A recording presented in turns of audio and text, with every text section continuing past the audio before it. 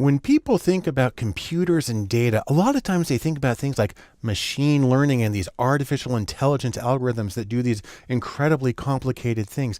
But it turns out that the vast majority of tasks that we need to do with data are simple arithmetic, addition and subtraction, multiplication and division. And these are really easy to do in Google Sheets with formulas. But one thing we need to get started with is cell references. So when you're writing a formula, you need to have Google Sheets refer to the right cell. And you can do this with what are either called relative references or absolute references. And I'll demonstrate both. We'll begin with relative references. What I have here is a list of the numbers 1 through 10. And I want to take each of those numbers and I want to multiply it times 2. And I'm going to start by writing a formula. All I do is I type equals. That tells Google Sheets I'm going to write a formula. And then I click on the cell I want to multiply. It's 1 over to the left. And to multiply it times 2, I do asterisk 2. Great. And when I do that, you can see a preview of what these answers are going to be. I just hit it, and there's a 2. If you want to see again what's going on here, just double click on this cell. And it will highlight the cell it's referring to. And you see the color here is orange and it matches here. If you have more than one cell reference, it'll do them in different colors. But you can see that there's a formula there. And then I'm going to click on that one and I'm going to drag it down. And what it's going to do is it's going to maintain the relative reference. And it's going to say at each step, take the cell that is 1 over to the left and multiply it times 2. If you want to see what all the formulas look like, you can do Control tilde, where the tilde on the US keyboard is above the tab. And that shows you all the formulas. And you see it goes to A3, to A4, to A5, so on down to A12, and multiply times 12. That's a relative reference because all it says is go 1 to the left. It doesn't say go to column A, although it has an A written here, but it just is interpreted as the next one to the left. Now, there's other ways to do it. You don't have to refer just to the left. Let me turn off the view formulas. You may want to do a running total, in which case we do a combination of things. First, I'm going to write a formula that says, copy this one right here. That's the simplest possible formula. And then for each subsequent formula, I'm going to say, take the number that's right above and to that add the number that's to the left. Okay? So 1 above and add 1 to the left. And if I take that and drag it down, you'll see that in each point, it's taking the number that's immediately above and the number that's immediately to the left and adding them up. And I get a running total of, by the time I get to the bottom here, 110. That actually is a useful thing to do if you are keeping track, say, for instance, of invoices, and you need to know the total expenditures. Doing this running total is actually how you would do it. And relative references will be useful for that one.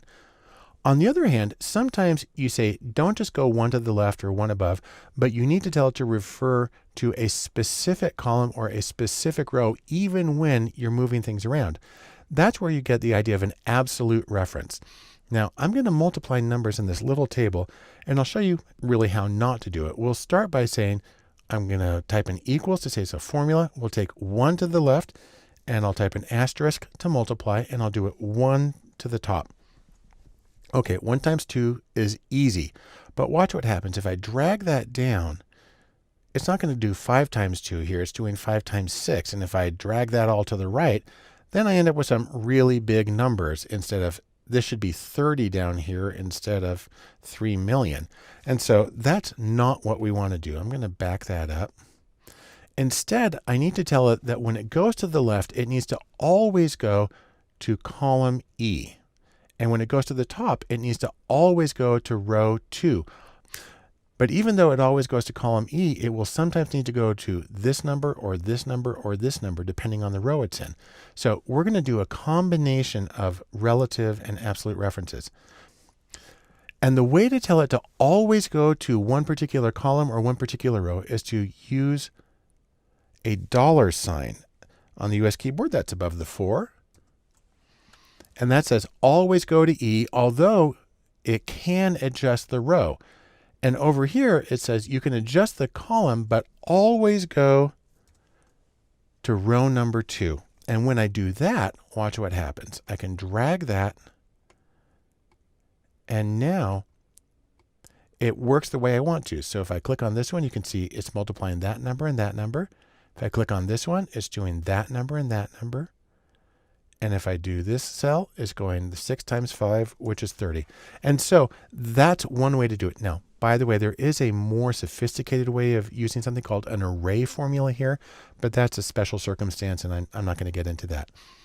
And there's one other situation where you may want to use absolute references on both dimensions. Now, what I'm going to do is I'm going to recreate this table here by simply saying equals. Then I'll come up here, and I'm going to copy all those values. These are relative references, by the way. And there we go. So I've got them all there. But I want to multiply each of these numbers times 10, which means it always has to go to exactly this cell, which is E8. And so what I need to do is I click on this formula here, and I write an asterisk to do multiplication. I'm going to click on this cell, E8, but then I'm going to put a $sign before the E and a $sign before the 8. And then when I drag it down, it will always refer to that specific cell when doing the multiplication. So for instance, if I click right here, you can see it's taking that number, multiplying it times that. Here, it's doing the relative reference up to here, but the absolute reference to this cell, and the same thing here, relative reference to this one, but always referring to this one back. And so that's the combination of absolute and relative references.